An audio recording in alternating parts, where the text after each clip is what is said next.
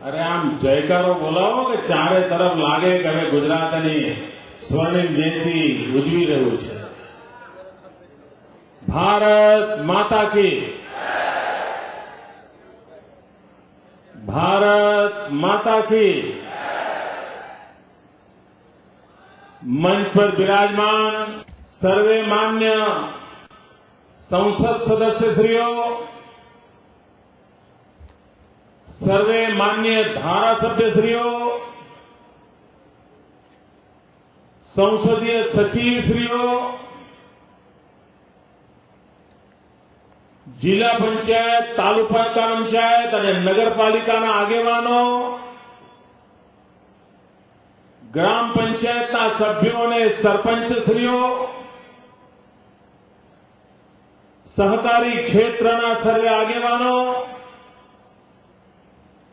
સામાજિક સંસ્થાઓ અને આ વિશાળ સંખ્યામાં પધારેલ વાલા નાગરિક ભાઈઓ અને બહેનો,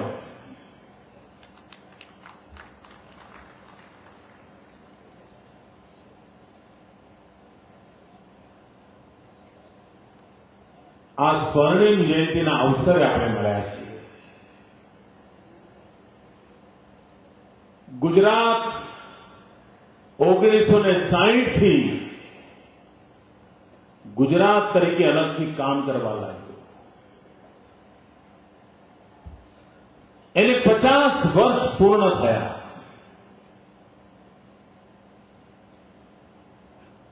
કુટુંબમાં પણ 25 વર્ષે પતે, પરંતુ હવે આ સ્વર્ણિમ જયંતિ વર્ષમાં જે નવી શક્તિનો સાક્ષાત્કાર થયો છે, જે જનચેતનાની જાગૃતિ થઈ છે, મારા ગુજરાતને આગળ ધપાવવું છે એવી 6 કરોડ ગુજરાતીઓના હૃદય મંદિરમાં જ્યોત પ્રગટી છે. ગરીબમાં ગરીબના ઘર સુધી પહોંચાડવો છે. દૂર જંગલોમાં રહેતા મારા આદિવાસીના કુટુંબ સુધી પહોંચાડવો છે. ભવિષ્યના આસાર પડ્યા છે એવા નવજવાનોના હૈયામાં મારે હામ ભરવી છે. બને એ દિશામાં આ ઉમંગ ઉત્સાહને મારે વાજિંત્રો વાગે, તાલીઓ પડે, હારતોરા થાય.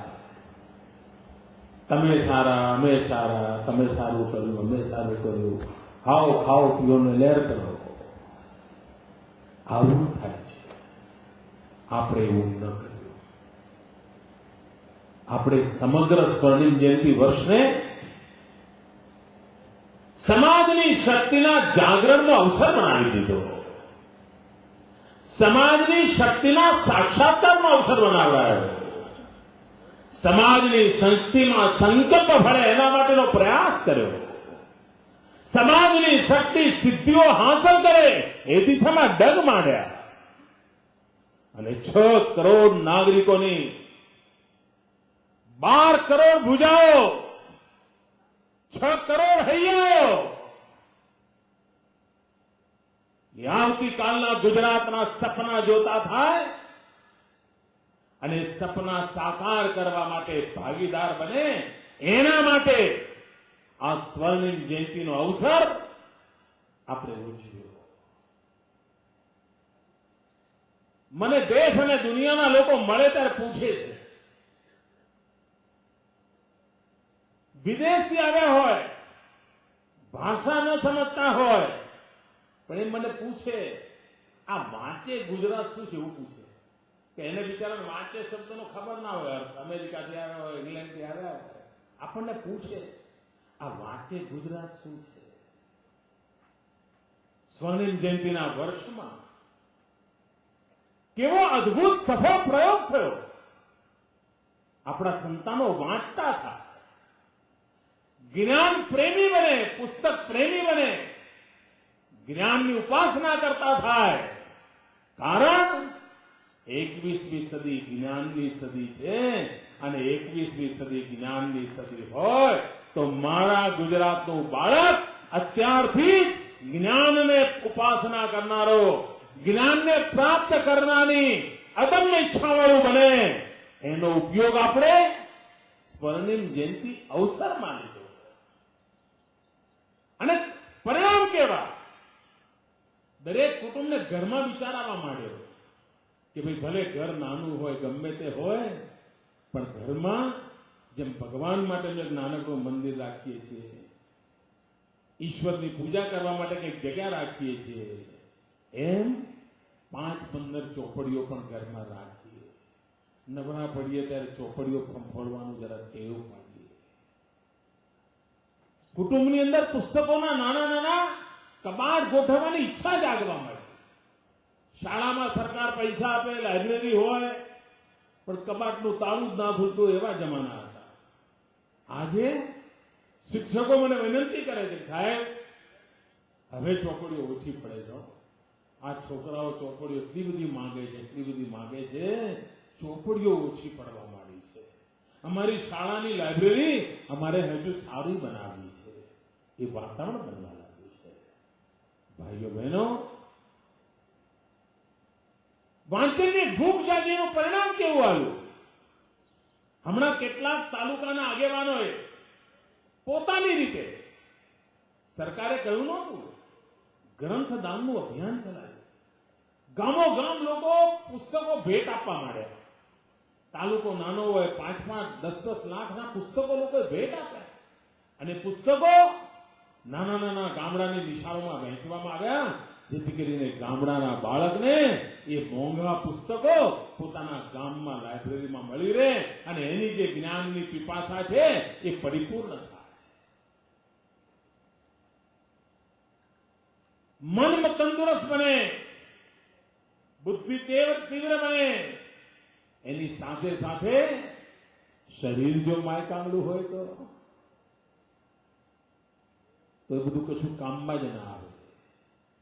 અને આ સરકારે સ્વર્ણિમ જયંતિ અવસરમાં ખેલ મહાકુંભ કર્યો. અને આ ખેલ મહાકુંભની અંદર 16 લાખ લોકો રમતવીરો મેદાનમાં ઉતર્યા. અને એમાંય મોટા ભાગના મારા આદિવાસી ભાઈઓ આખા ગુજરાતમાં ઇનામ લઈ આવ્યા. ગુજરાતમાં ઇનામ લઈ આવ્યા. એમનો વિશ્વાસ વધ્યો. નહીં તો પહેલા એવું હતું કે ભાઈ આપણે ગુજરાતના લોકોને બધી રમત ગમત શું, આપણને કઈ ફાવે વાગે નહીં. આ પડવાનું, આથડવાનું, લોહી નીકળે, વાગે, હાડકું ભાગે, આ ટાંકિયા ભાગે, આ બધું આપણું કામ નહીં, એવી આપણી છબી હતી. આજે ખેલ મહાકુંભને કારણે ગામો ગામ શાળાઓને થવા માંડ્યું છે, મેદાનો બનાવીએ. સરપંચોને થવા માંડ્યું છે, જરા સારું મેદાનો હોવું જોઈએ, રમત ગમત થવી જોઈએ, લોકો ભેગા થવા જોઈએ. વોલીબોલ, ફૂટબોલ, નવી નવી રમતો ગામડું કરતું થઈ ગયું છે. ભાઈઓ, સમાજ જીવનની અંદર શક્તિનો સંચાર કેવી રીતે થતો હોય છે એનું આ સ્વર્ણિમ જયંતિ અવસર બની ગયો. શરીર તંદુરસ્ત થાય, મન તંદુરસ્ત થાય, પેટભર ભોજન મળે, સ્વાદિષ્ટ ભોજન મળે. સ્વર્ણિમ જયંતિમાં એક કાર્યક્રમ એવો પણ કર્યો શ્રી રવિશંકરજીના નેતૃત્વમાં. શાકાહારી વાનગીઓ કેટલી બનાવે છે ગુજરાત, અને તમને જાણીને આનંદ થશે. આપણા શાસ્ત્રોમાં તો એમ કહે છે કે ભગવાનને 56 ભોગ ચડાવવામાં આવે, 56 પ્રકારની વેરાયટી ભગવાનને ચડાવવામાં આવે છે. આ ગુજરાતની સ્વર્ણિમ જયંતિને ગુજરાતની માતાઓ બહેનોએ 5600 પ્રકારની જુદી જુદી વાનગીઓ ચરણે ધરી અને સ્વર્ણિમ જયંતિનો અવસર મનાવ્યો. આખી દુનિયાને અસર થયું. ગ્રીનિચ બુક ઓફ વર્લ્ડ રેકોર્ડને એની નોંધ લેવી પડી કે શાકાહારી વાનગીઓ 5600 પ્રકારની હોય છે. આટલું બધું એમાં કામ થયું છે.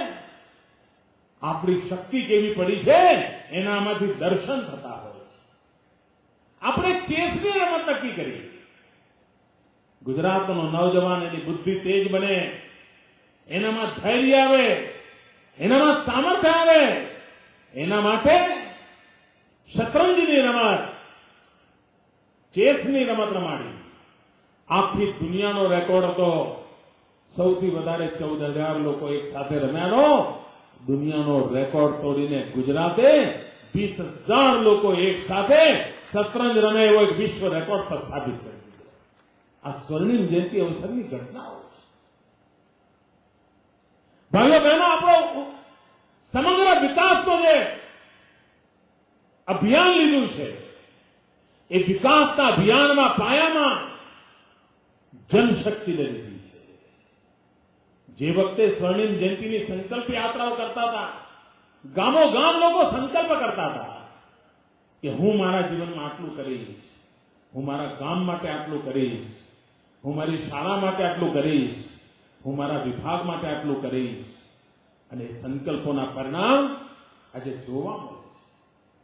પ્રત્યેક ક્ષેત્રમાં વિકાસ થઈ રહ્યો છે. ભાઈઓ બહેનો, ઉમરગામથી અંબાજી આદિવાસીઓના કલ્યાણને માટે જે યોજનાઓ બનાવી છે, જે વખતે મેં વનબંધુ કલ્યાણ યોજનાનું પેકેજ જાહેર કર્યું હતું ત્યારે મેં 15,000 કરોડની વાત કરી હતી.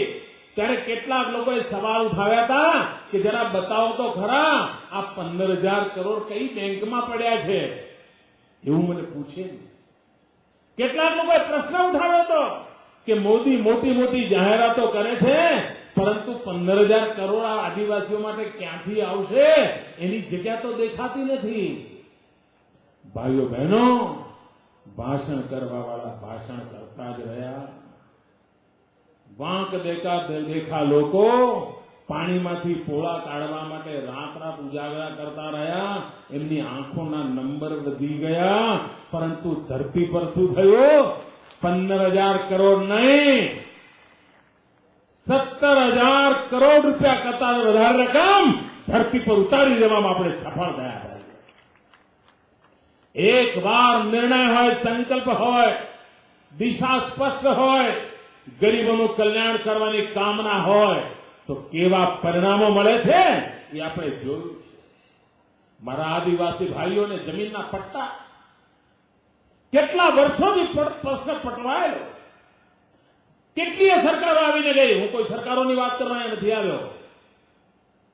દરેક સરકારોએ કહ્યું અમે કરીશું, પ્રશ્ન અટવાતો રહ્યો. અને આજે ભાઈઓ, મારે ગૌરવભેર કહેવું છે કે દિલ્હીની લોકસભામાં એક પાર્લામેન્ટના મેમ્બરે, સંસદ સદસ્ય ભારત સરકારને પૂછ્યું કે આદિવાસીઓને જમીન પટ્ટા આપવાની બાબતમાં કયા રાજ્યોએ કેટલું કામ કર્યું છે એની વિગતો જાહેર કરો. અને ભારત સરકારે જે વિગતો જાહેર કરી એમાં એમણે કહ્યું કે હિન્દુસ્તાનમાં સૌથી સારી કામગીરી કરનારા જે 2 રાજ્યો છે એમાં એક છત્તીસગઢ અને બીજું ગુજરાત છે. કારણ મારે આદિવાસીઓને જમીનના હકદાર બનાવવા છે. મારે આદિવાસીઓના સંતાનોને ઉચ્ચ શિક્ષણ લે એ દિશામાં તૈયાર કરવા છે. એ સામર્થ્યવાન બન્યા તૈયાર કરવા છે. હમણાં જસવંતસિંહભાઈનું ભાષણ સાંભળીને આજે હું આમ ગદગદિત થઈ ગયો. કેટલા બધા આંકડા આપ્યા એમણે. એક પછી એક સિલસિલાબંધ વિગતો આપી એમણે. અહીં બેઠેલો દરેક નાગરિક એમાંથી થોડું બી યાદ રાખે ને તો પણ એને એમ થાય કે હા, આદિવાસીઓના કલ્યાણનો આ જ સાચો માર્ગ છે. આ જ માર્ગ ગયા 60 વર્ષનો જે ખાડો છે એ પૂરીને નવી ઊંચાઈઓ પર આદિવાસી સમાજને લઈ જશે એવા સ્પષ્ટ દર્શન કરાવે છે. આપ વિચાર કરો મિત્રો, આદિવાસી વિસ્તારમાં વિજ્ઞાન પ્રવાહની શાળા ન હોય, આનાથી મોટી પીડાદાયક કોઈ બાબત હોય ભાઈ? તમે ક્યાંય પ્રાથમિક શાળા ન ચલાવતા હો અને તમે ગામો ગામ ભાષણ કરો કે અમે તો તમને ડોક્ટર બનાવીશું ને એન્જિનિયર બનાવીશું, તો ક્યાં મેળ પડવાનો છે? અરે ભાઈ, ક્યાંકથી શરૂ તો કરો. ક્યાંક બાલ મંદિર ચાલુ કરો, પ્રાથમિક શાળા કરો, માધ્યમિક કરો. સાહેબ, આપણે ત્યાં વિજ્ઞાન પ્રવાહની શાળાઓ જ નહોતી. કે મારો આદિવાસી દીકરો એન્જિનિયર ન થઈ શકે, મારો આદિવાસી દીકરો ડોક્ટર ન બની શકે. પણ બિચારાને બનવું હોય પણ વિજ્ઞાન પ્રવાહની શાળા જ ના હોય તો 10મામાં જ એની તો ફાટક બંધ થઈ જાય. મેળ જ ન પડે. આપણે બધા જ આદિવાસી તાલુકાઓમાં એક સાથે વિજ્ઞાન પ્રવાહની શાળાઓ ચાલુ કરી અને હવે તમે જોજો એન્જિનિયરિંગ કોલેજો, મેડિકલ કોલેજો મારા આદિવાસી બાળકોથી ભરાયેલી હશે. મારી આપ સૌને આજે વિનંતી કે ભાઈઓ, થોડું મોડું થાય તો થાય, પણ જે અહીંયા પ્રદર્શન બન્યું છે ને એને પૂરેપૂરું જોજો. હું આજે 1 કલાક પ્રદર્શનમાં ફર્યો. આપણને આનંદ થાય, કેવા અદભુત કામો થયા. એક જમાનો હતો અમારી આદિવાસી બહેન સુવાવડ કરાવવાની હોય, કોઈ ડોક્ટરને ચૂકવવા પૈસા ના હોય, પાસે ડોક્ટર ના હોય, લોહી વહી જતું હોય, બિચારી મરણ પથારીએ પડી હોય અને એને જો તાકીદે સારવાર મળી હોત તો જિંદગી બચી જાત, પણ નહોતી બચતી. આજે 108 લગાયું નથી કે ફૂં ફૂં ફૂં કરતી મોદીની ગાડી આવી ગઈ નથી અને આદિવાસી મારી માને એને પ્રસવની પીડા ઉપડી હોય ને દવાખાને પહોંચાડે. એક સમય હતો 100 માંથી 30 સુવાવડી બહેનો હોસ્પિટલમાં એમની સુવાવડ થતી હતી. આ વિસ્તારમાં પંચમહાલ દાહોદમાં 100 માંથી માત્ર 30 બહેનો કોઈ ડોક્ટર પાસેની સુવાવડ થતી હતી, નહીં તો આજુબાજુના સગા વાલા દાયણ હોય જે બિચારીનું નસીબ જે થવું એ થાય એમ જ ચાલતું હતું. આજે પંચમહાલ અને દાહોદ જિલ્લામાં 100 માંથી 92 બહેનો દવાખાનામાં એમની પ્રસૂતા થાય છે. એના કારણે બાળક પણ બચી જાય છે, માં પણ બચી જાય છે. ભાઈઓ બહેનો, એક માની જિંદગી બચતી હોય, એક સંતાનની જિંદગી બચતી હોય તો ગાંધીનગરમાં બેઠા બેઠા મને કેટલો આનંદ થતો હશે એનો આપ અંદાજ કરી શકો છો. અમે પરિવર્તન આવી રીતે લાવ્યા છે. કુપોષણ સામે લડાઈ પાડી અને મેં એની શરૂઆત દાહોદ જિલ્લામાંથી કરી હતી. 10 વર્ષની, 12 વર્ષની, 14 વર્ષની કન્યા હોય જેના શરીરનો વિકાસ ન થાય અને લગ્ન થયા પછી જો માતા બને તો એનું પહેલું બાળક અપંગ પેદા થાય, મંદબુદ્ધિનું પેદા થાય અને બિચારું ગરીબ આદિવાસી કુટુંબ એ બાળકને મોટું કેવી રીતે કરી શકે? જો 12 વર્ષની, 14 વર્ષની દીકરીઓ એને કુપોષણમાંથી બહાર ન કાઢીએ, એમને શરીરની અંદર જે તત્વો જોઈએ, લોહીમાં જે ગુણો જોઈએ, એ ગુણોની પૂર્તિ માટે આવશ્યક ગોળીઓ આપીએ, આવશ્યક ખોરાક આપીએ, પૂરતો ખોરાક આપીએ તો જ એ દીકરીઓનો શારીરિક પૂરો વિકાસ થાય, તંદુરસ્તી આવે અને પછી જો એ માતા બને તો ક્યારે એનું સંતાન અપંગ પેદા ન થાય, ક્યારે એનું સંતાન મતબુદ્ધિનું પેદા ન થાય અને ક્યારે એને આખી જિંદગી પોતાના સંતાનની સેવામાં ખપાવવી ન પડે. અને એટલા માટે મેં દાહોદ જિલ્લાથી અભિયાન ચાલુ કર્યું. આજે એના સુફળ જોવા મળે છે. અને હવે તો ગરીબ માને, એની ગરીબ કન્યાને અને એનું ગરીબ તાજું જન્મેલા બાળકને એને પોષણયુક્ત આહાર આપવા માટેના પેકેટ હું મફતમાં આપું છું. આંગણવાડીમાંથી લઈ જાઓ, એને આહાર લો. કેટલાક લોકોને ખબર નહોતી પડતી કે થતું તો આમ એટલું એ કેમ ખાવું, તો હવે એમાંથી કેટલી વેરાયટી બને, કેટલા પ્રકારની વાનગીઓ બને એ શીખવાડવાનું પણ અભિયાન ચલાવ્યું છે. અને આજે તો અહીંયા પ્રદર્શન જોઈને આશ્ચર્ય થયું. આ આટામાંથી જે સરકારે ફોર્ટિફાઈડ આટો આપ્યો છે, જે તંદુરસ્ત બહેનો બનાવવા માટે છે, તંદુરસ્ત માતાઓ બનાવવા માટે છે, તંદુરસ્ત બાળકો બનાવવા માટે છે, અહીંયા 40-40, 50-50 વાનગીઓ એ આટામાંથી બનાવીને સખી મંડળની બહેનોએ મૂકી છે. ભાઈઓ બહેનો, જનશક્તિના જાગરણથી એવા પરિણામ લાવી શકાય એનો આ પ્રયત્ન તમને જોવા મળે છે.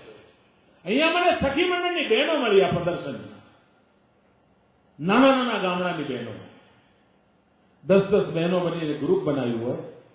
દર મહિને કોઈ 10 રૂપિયા બચાવતા હોય, 15 રૂપિયા બચાવતા હોય, 25 રૂપિયા બચાવતા હોય, 30 રૂપિયા, અને એટલું નાનું ભંડોળ ભેગું કર્યું. સરકારે એને એમાંથી મદદ કરી, બેંકોમાંથી લોન અપાવી અને આ સખી મંડળો દ્વારા અનેકવિધ ચીજોમાં ઉત્પાદન થતી જોઈએ.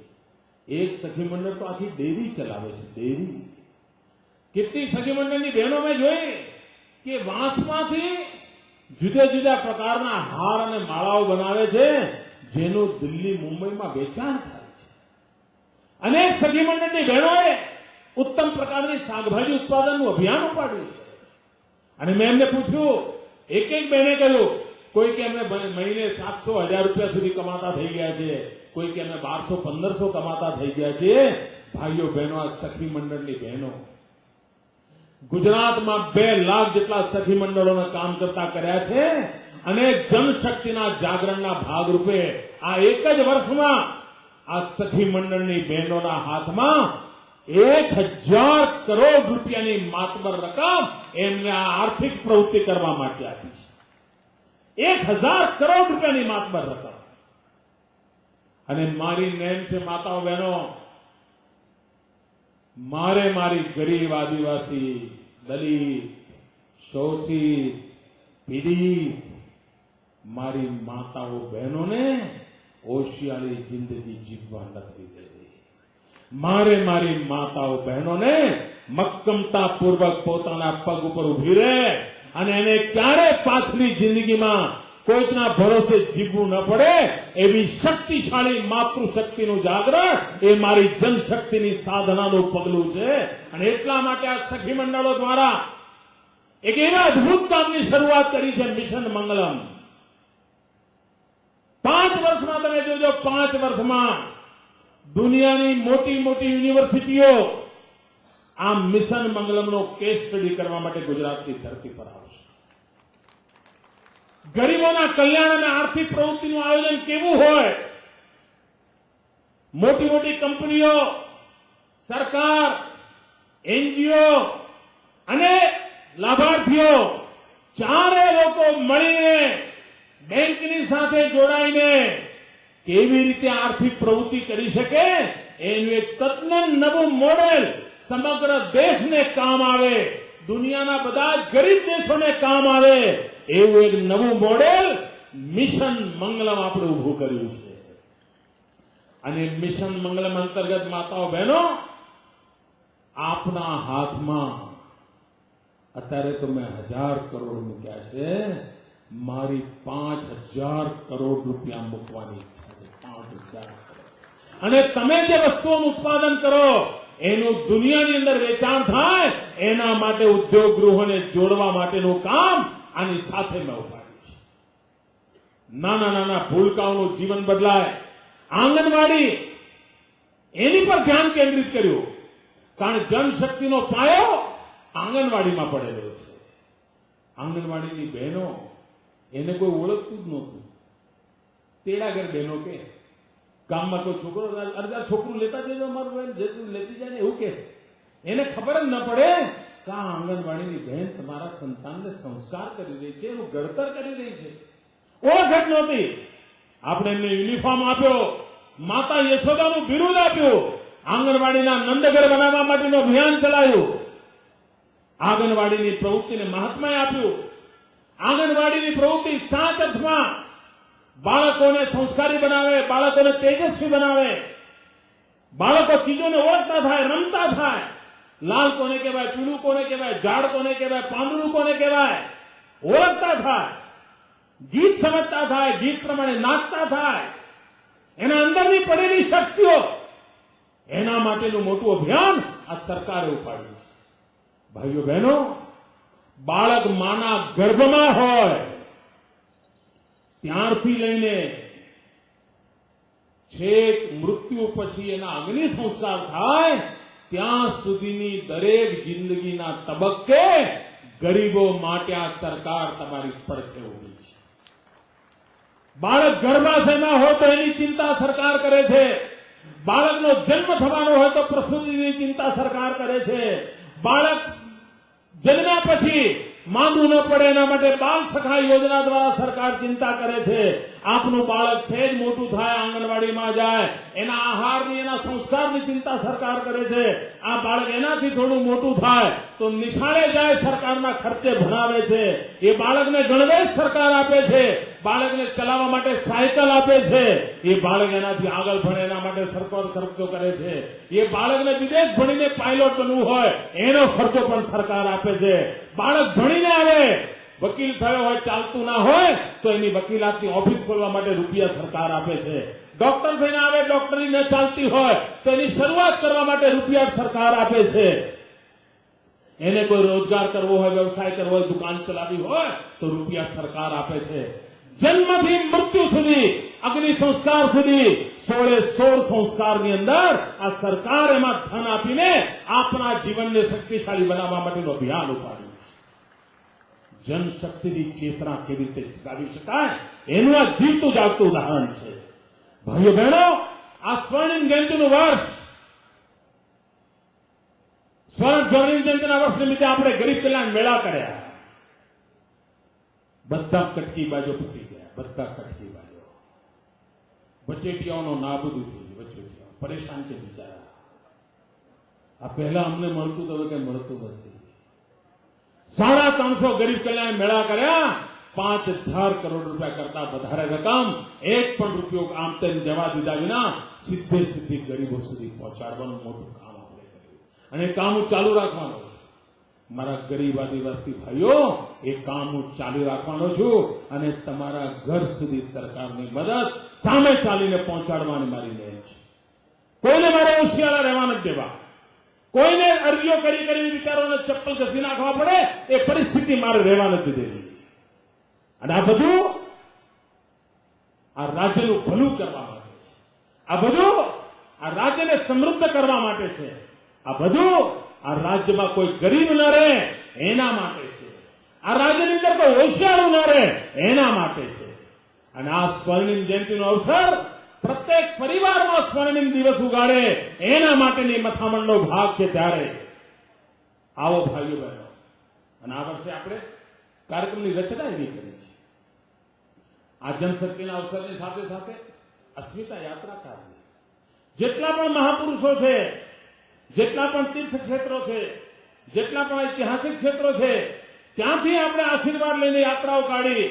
1 દિવસની 1.5 દિવસની મોટરસાયકલ પર આ હજારો નવજવાનો 2 દિવસ ગઈકાલે બાબા સાહેબ આંબેડકર જન્મ જયંતિ નિમિત્તે બાબા સાહેબ આંબેડકરના આશીર્વાદ લઈને આ ગુજરાત આખામાં અસ્મિતા યાત્રાનો પ્રારંભ કર્યો છે.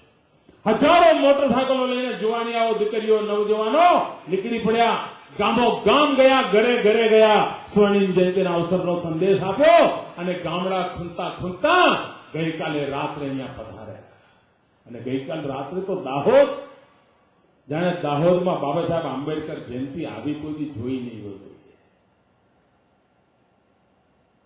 ટ્રાઇબલ કાર્નિવલ કર્યો, આદિવાસીઓનો કાર્નિવલ કર્યો. આદિવાસી સંસ્કૃતિ, શક્તિ, એના દર્શન કરાવ્યા. દાહોદ આખું ઘેરું લાગ્યું હતું દાહોદ. અને ગુજરાતના ખૂણેથી ઉમંગભેર મારા આદિવાસી ભાઈઓ આવ્યા હતા. ભાઈઓ, આ ગુજરાતની શક્તિ છે. અને મારે ગર્વભેર કહેવું છે, હમણાં જે તાલુકા પંચાયત, જિલ્લા પંચાયતની ચૂંટણીઓ છે, એ તાલુકા પંચાયત, જિલ્લા પંચાયતની ચૂંટણીઓમાં મારે સમગ્ર ગુજરાતના બુદ્ધિજીવીઓનું ધ્યાન દોરવું છે. જે લોકો પોતાની જાતના મોટી ખેરખા માને છે એમનું પણ ધ્યાન દોરવું છે. અને દરેકને આદિવાસીઓને સલામ કરવી પડે એવું મોટું કામ થયું છે. અને કામ કયું? કોણ જીત્યું, કોણ હાર્યો મારો મુદ્દો નથી.